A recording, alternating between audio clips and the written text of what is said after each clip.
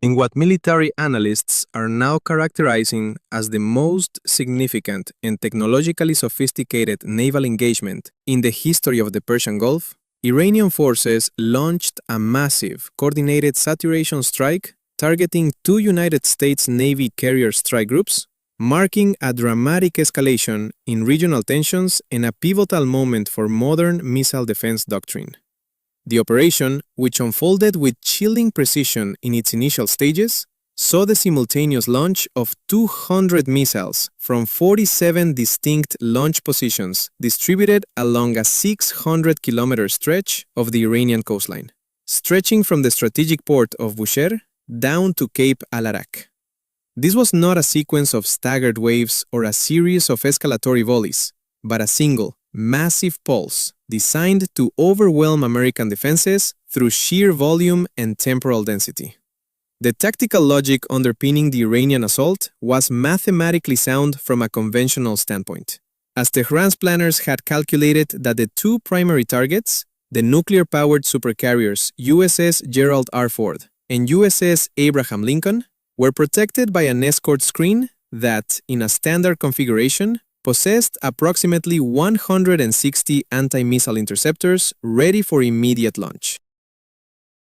By launching 200 missiles to arrive within a narrow 90-second window, the Iranian military believed they had created a mathematical certainty of penetration, assuming that 40 missiles would inevitably bypass the defensive screen once the interceptor inventory was exhausted. However, what the Iranian tactical models failed to account for was the qualitative shift in naval warfare represented by integrated network architecture, where the two carrier strike groups did not operate as independent defensive entities, but rather as a single unified combat system sharing a common tactical picture in real time. To understand why this unprecedented volume of fire failed to achieve a single direct hit on its primary targets, one must examine the specific mechanics of the Aegis combat system when operating in a networked environment over the same battlespace. In a traditional engagement, a single Arleigh Burke-class destroyer equipped with the Aegis system is capable of managing the simultaneous engagement of approximately 18 high-priority threats within its specific sector of coverage. Under the conditions present in the Persian Gulf, the combined force of 8 destroyers serving as escorts for the Ford and the Lincoln should have represented 8 independent systems. However, through the utilization of Link 16 and cooperative engagement capability, these vessels functioned as a singular defensive grid. This architecture allowed the 8 destroyers to manage a combined 144 simultaneous contacts with a full 360-degree coverage area spanning a radius of 400 kilometers. Iran's military intelligence had meticulously counted the number of interceptors in the American vertical launch cells, but they had fundamentally underestimated the power of the network architecture that directed those interceptors, a miscalculation that turned a potential saturation strike into what military observers are calling a systematic elimination. The engagement began at exactly 200 local time when the Space-Based Infrared System, or SBIRS, a constellation of satellites designed for missile warning, detected a massive and simultaneous thermal blooming across the Iranian coast. The signatures were unambiguous, leaving no room for classification errors, as 47 booster engines ignited at once across the vast coastline. Within 19 seconds of the initial ignition, a high-priority flash alert reached the combat information centers of both American carrier groups. The response was near instantaneous, with the Aegis systems on all escort vessels transitioning into a coordinated engagement mode in just 4 additional seconds. In a choreographed maneuver designed to optimize their defensive posture, the USS Gerald R. Ford and the USS Abraham Lincoln turned simultaneously, maximizing the physical separation between the two groups to widen the combined radar coverage and create overlapping fields of fire. The 8 Arleigh-Burke-class destroyers moved into optimized engagement stations, ensuring that there were no gaps or blind spots in their sectors. While a total of 8 EA-18G Growler electronic warfare aircraft, 4 from each carrier's air wing, began the intensive process of electromagnetic classification of the incoming threats. By 231 seconds, the classification of all 200 incoming contacts was complete. The Iranian strike package was diverse and complex, consisting of 5 distinct categories of threats designed to challenge different layers of the American defensive umbrella. The inventory included 67 Fateh 313 ballistic missiles flying on standard high-altitude trajectories, 48 Sol-Fajar missiles utilizing a more challenging depressed trajectory to stay below optimal radar detection for longer periods, 52 Nur anti-ship cruise missiles designed for sea-skimming low-altitude flight, 18 long-range Khalij Fars ballistic missiles, and 15 Shahed 238 reconnaissance and terminal guidance drones. Faced with this multi-dimensional threat, the integrated American defense system assigned 5 specific layers of response in less than a minute. The SM-3 Block 2A interceptors were designated for the Fateh 313 and Khalij Fars missiles during their exoatmospheric mid-course phase. The SM-6 missiles were assigned to intercept the Sol-Fajar missiles during their high-speed terminal descent. The SM-2 Block 3B missiles were tasked with neutralizing the sea-skimming Nur cruise missiles, while the Growlers deployed their electronic attack suites against the Shahed drones. Finally, the Phalanx close-in weapon systems on each ship stood ready as the final kinetic ring of defense for any threat that managed to penetrate the outer layers. At 2:03, the first wave of interceptors roared out of their Mark 41 vertical launch system cells. These launches did not originate from a single ship, but were distributed across the 8 destroyers in a manner that maximized the efficiency of the fleet's inventory. The first SM-3 interceptor successfully neutralized a Fateh 313 at 02, 04, and 18 seconds, at an altitude of 134 kilometers, well above the Earth's atmosphere. This was followed 4 seconds later by a second successful interception at 128 kilometers, and a third 4 seconds after that. The exoatmospheric engagement continued with metronomic regularity, with a Fateh 313 being neutralized every 4 seconds. While the high-altitude battle raged, the SM-6 interceptors began their engagement of the Sol-Fajar missiles. These targets were significantly more complex due to their depressed trajectories and higher terminal velocities, necessitating a double engagement protocol where 2 SM-6 interceptors were fired at each incoming Sol-Fajar to ensure a kill given the narrow 90-second window for terminal interception. 4 of the 8 destroyers were dedicated exclusively to this layer of the defense. Simultaneously, the threat from the 52 Nur sea-skimming missiles was becoming acute.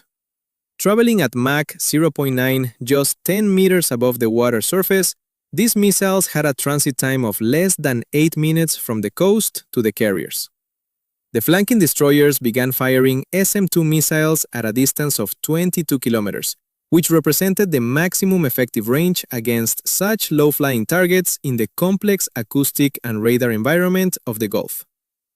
High above, the 8 Growlers were successfully saturating the control frequencies of the 15 Shahed 238 drones, causing them to lose their guidance signals within the first 12 seconds of the electronic attack. None of the drones managed to reach the central Gulf, falling harmlessly into the sea as their navigation systems were blinded. By 2:07, The integrated combat system was processing 185 active contacts in real time, an unprecedented density of engagement that tested the very limits of the hardware. One of the most critical factors that the Iranian planners had failed to appreciate was the recycle rate of the Mark 41 vertical launch system. A single VLS cell is capable of launching a new interceptor approximately every 8 seconds after the previous launch. With 8 destroyers, each carrying 96 cells and operating in a coordinated rotation to maintain a sustained rate of fire, the American fleet was able to produce a launch cadence that exceeded Iranian estimates by a factor of 2.3. This meant that the interceptor inventory was never in danger of being depleted during the engagement window. By 2:11, all 67 Fateh 313 missiles had been neutralized, 61 in the exoatmospheric phase by SM-3s, and the remaining 6 by SM-6s during their terminal phase after the initial mid-course intercepts had failed. By 0214, 41 of the 48 Solfahar missiles had been destroyed by SM-6s. The 7 remaining Solfahars, which were on the most aggressive depressed trajectories, were transferred to the Phalanx systems as they breached the minimum engagement range of the missiles. The rapid-fire Gatling guns of the Phalanx units destroyed 5 of these, while the final 2 detonated in the sea less than 800 meters from the fort's flanking destroyers. The engagement of the 52 Nord cruise missiles proved to be the most intense phase of the battle. The SM-2 interceptors managed to neutralize 38 of the incoming cruise missiles before they reached the 8-kilometer mark. The remaining 14 entered the final defensive ring, where the Phalanx systems accounted for 11 more.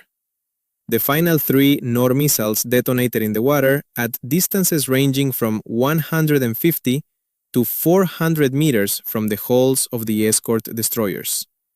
While the resulting pressure waves caused minor superstructure damage to 2 of the vessels, there was no hull penetration and no loss of combat capability.